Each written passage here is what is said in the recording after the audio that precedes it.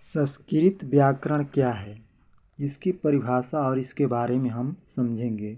तो देखिए, व्याकरण वह एक शब्द है जिसके अध्ययन से शब्द की उत्पत्ति, विकास अर्थात एवं प्रयोग का सहवत ज्ञान होता है। इसमें हम क्या करते हैं, इसमें ज्ञान उत्पत्ति होता है, विकास होता है, शब्दों का ज्ञान होता है और संज्ञा के इसके इकाइयों में वर्णमाला, शब्द, वाक्य, संज्ञा, सर्वनाम एवं विश्लेषण, क्रिया, संज्ञा, समास, उत्सर्जन, प्रत्यय आदि प्रमुख से जाने जाते हैं। देखिए, इसमें इकाई क्या होता है, वर्ण होता है। व्याकरण में, संस्कृत व्याकरण में क्या होता है, वर्ण होता है, शब्द होता है, इसके बाद वाक्य होगा, वाक्य होता है, संज्ञा होता है, संज्ञा के साथ साथ आपको इसमें अव्यय होते हैं, इसके बाद विशेषण होते हैं, क्रिया होता है, संधि होती है, समास होता है, उपसर्ग होता है। क्या होता है,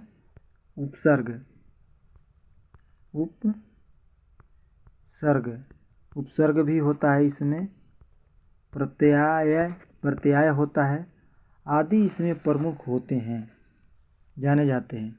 कारक और विभाजन भी अध्ययन का आवश्यक है, अतः क्रमशः इनका विश्लेषण किया जाता है। अब देखिए, अब हम चलेंगे वर्ण क्या है। हमने तो इतना बता दिया आपको, अब एक एक करके बारी से हम समझेंगे कौन क्या है। अब देखिए, आज का टॉपिक रहेगा वर्ण। क्या रहेगा, वर्ण की उत्पत्ति कैसे हुआ और इसके प्रकार और सारी इसके बारे में हम समझेंगे। वर्ण है तो क्या है, देखिए, वर्ण जो है शब्द का वह खंड है जिसका फिर टुकड़ा न हो सके, वर्ण कहलाता है। जिसका वर्ण ऐसा चीज़ है जिसका टुकड़ा न हो पाए, कभी इसका टूटेगा नहीं। टुकड़ा हो सकने की स्थिति में इन्हें अक्षर कहते हैं। जब ये टुकड़ा हो जाता है तो हम इसको क्या कहते हैं, अक्षर कहते हैं। व्यवहार में वर्ण और अक्षर में कोई अंतर नहीं किया जाता है। वर्ण दो प्रकार के होते हैं। अब देखिए, इसमें क्या होता है, जैसे वर्ण कोई भी है और जब वर्ण का टुकड़ा हो जाता है, जैसे क है तो वर्ण है, क है, जब इसको वर्ण है, अब इसको हम टुकड़ा करेंगे तो क्या हो जाएगा, क प्लस अ हो जाएगा, क्योंकि अ मिला हुआ है इसमें, तो इसमें टुकड़ा होने से अक्षर बन जाएगा वर्ण। अब वर्ण भी है तो ये दो प्रकार के होते हैं। कितने प्रकार के होते हैं, दो प्रकार के। एक होता है स्वर और दूसरा होता है व्यंजन। क्या होता है, व्यंजन। दूसरा होता है व्यंजन। वर्ण दो प्रकार के होते हैं, स्वर और व्यंजन। अब चलिए, तो हम स्वर्ण किसे कहते हैं, जिस वर्ण का उच्चारण बिना किसी अन्य वर्ण की सहायता से होता है उसे हम क्या कहते हैं, स्वर्ण कहते हैं। जैसे इनकी संख्या इसमें वर्ण कितना होता है, इसकी संख्या कितना होता है, 12 होता है, यानी 13 हो जाते हैं एक मिलाकर, मिलाकर ऐसे 12 ही होता है। अब मूल स्वर कितने होते हैं, मूल स्वर देखिए कितने होते हैं। मूल स्वर जैसे अ, आ, ई, उ, त्री, लृ, ये 5 जो शब्द हैं, इनके मूर्ण मूल उच्चारण में एकमात्र समय लगता है। अब संधि क्या है?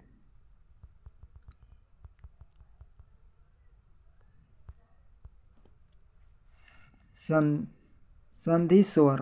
अब संधि स्वर देखिए, स्वरों में भी कितने प्रकार होते हैं। इसमें 5 आपने बताया ना, स्वर कितने प्रकार के होते हैं, तो स्वर भी 5 प्रकार के होते हैं। कितने प्रकार स्वर, कितने प्रकार के? 5 प्रकार के। अब चलते हैं, तो मूल स्वर क्या होता है? मूल स्वर जो होता है, मूल स्वर क्या होता है आपको देखिए। मूल स्वर क्या है? अ है, ई है, उ है, त्रि है, लृ है। ये 5 मूल स्वर है। इसके बाद आपको संधि, क्या? संधि स्वर। संधि स्वर क्या है?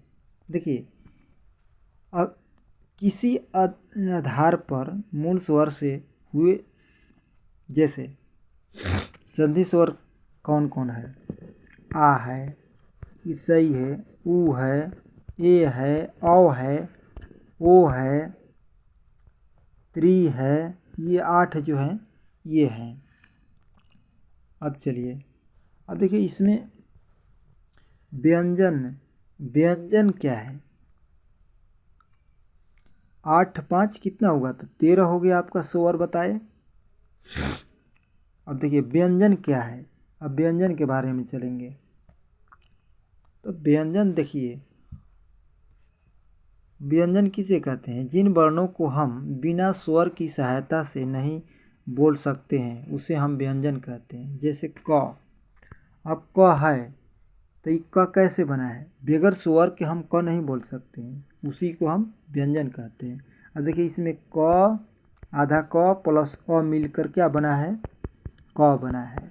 तो इसको क्या कहते हैं? क बोलते हैं। तो क यहाँ पर क क्या है? क जो है यहाँ क व्यंजन है। क्या है?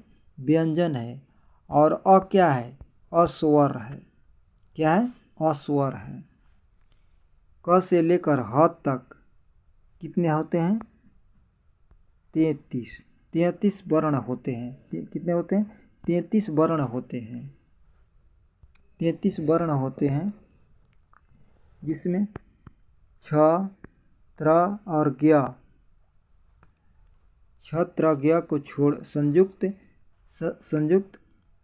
व्यंजक वर्ण है। ये क्या है? संयुक्त व्यंजक वर्ण है।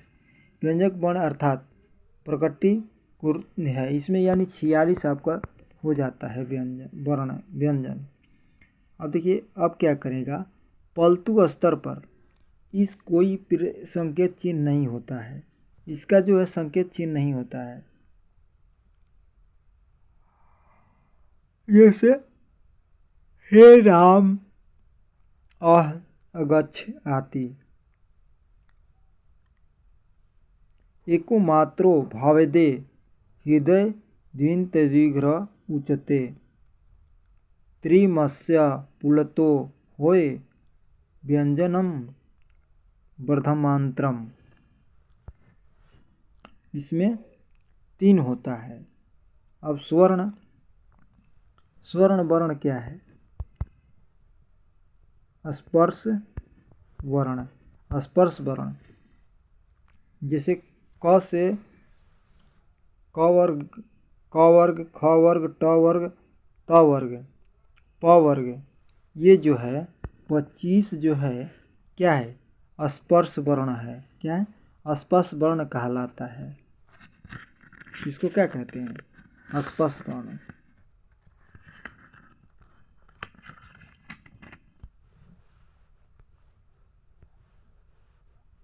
स्पर्श वर्ण कहते हैं। अब घोषणा। अब देखिए घोषणा वर्ण। घोषणा वर्ण किसे कहते हैं? 5 वर्ग की तृतीया चतुर्थी तथा य, र, ल, व तलावी स की कहते हैं। अघोष वर्ण किसे कहते हैं? तलावी स, मूर्धनी स, दंती स को अघोष कहा जाता है।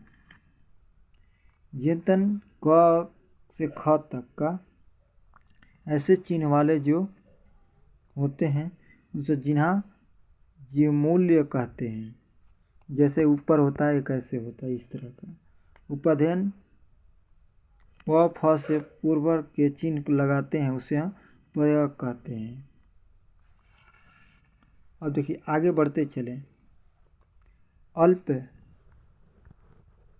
अल्प प्रमाण सभी वर्गों के प्रथम तृतीय पंचम वर्ग के यर ल व अल्प वर्ग है। अब देखिए महाप्रणाम कौन है? सभी वर्गों में तलाबी स, मूर्धन्य स, दंती स, ह। ये क्या है? महाराणा महाप्राण है। अंत स्तर तक। अब देखिए अंत स्तर तक क्या होता है? अंततः स्तर तक, जैसे य र ल व है, अंततः स्तर कहते हैं इसके। अब इसको ऊष्मा वर्ण किसे कहते हैं? तलाबी स, मूर्धन्य स, दंती स, ह ऊष्मा वर्ग है। अब देखिए अयोग्य वर्ग अनुसार विचार, जो अयोग्य वर्ग होता है इसमें आचार संबंधी 14 सूचना होते हैं। कुछ उदाहरण: अस्क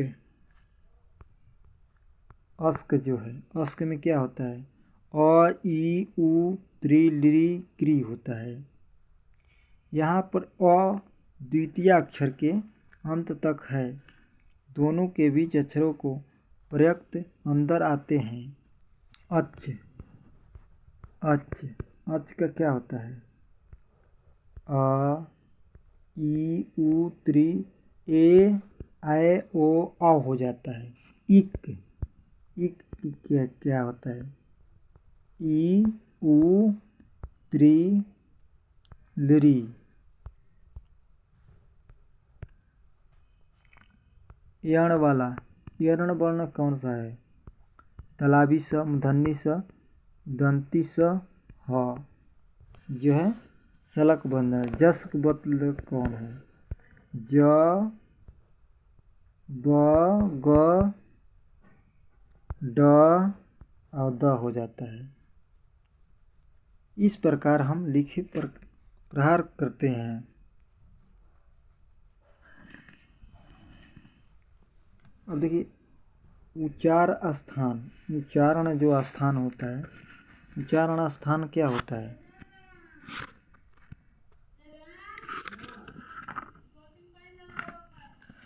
उच्चारण स्थान क्या होता है? देखिए क का उच्चारण कैसे करेंगे?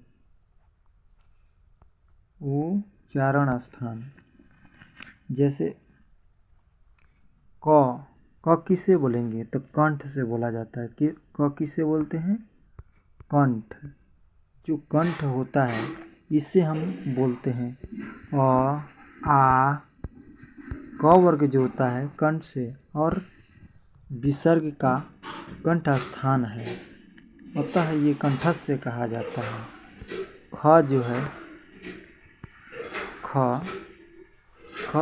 इच्छानुसार तालु से, क्या से बोलते हैं? तालु से। ई हर्षई च वर्ग स क तालु वर्ग से बोले जाते हैं। ग जो होते हैं त्रिसर्ण मूर्ध वर्ग, त्रि से ट वर्ग र तलाबी स मूर्धावस्थान से ये बोले जाते हैं। अब यह है, ये किससे बोले जाते हैं? दांत से बोले जाते हैं। जैसे लिरी त वर्ग स दांत स्थान वाला है ये। अब देखिए ये किससे बोले जाते हैं? उपअध्ययन जो उ दीर्घऊ उपअध्ययन है जिसमें। और च वर्ग क्या होता है?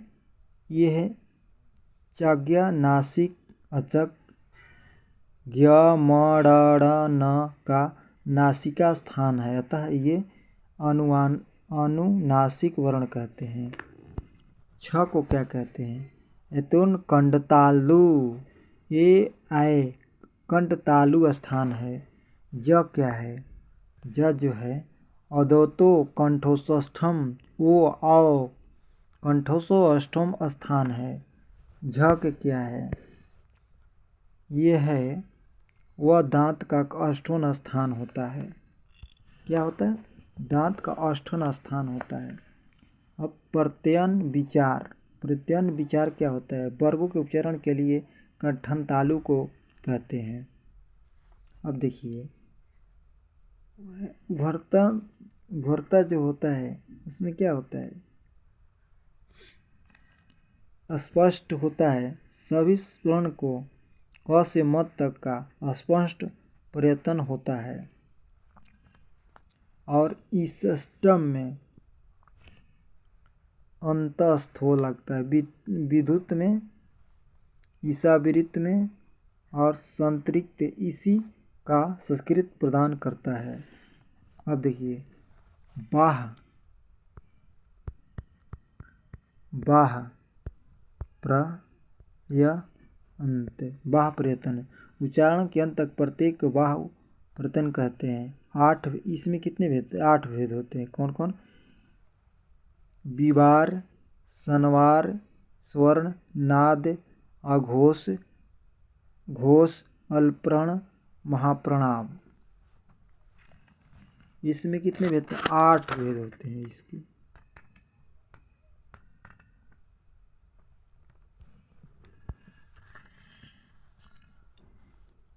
और देखिए पहला जो है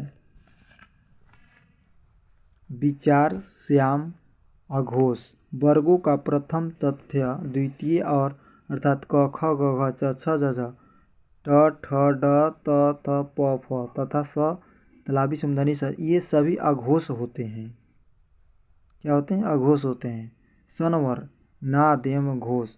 शेष व्याकरण को सभी स्वरों को घोष कहे जाते हैं। इसके उच्चारण नाद के से होता है। नाद किससे होता है? नाद से होता है।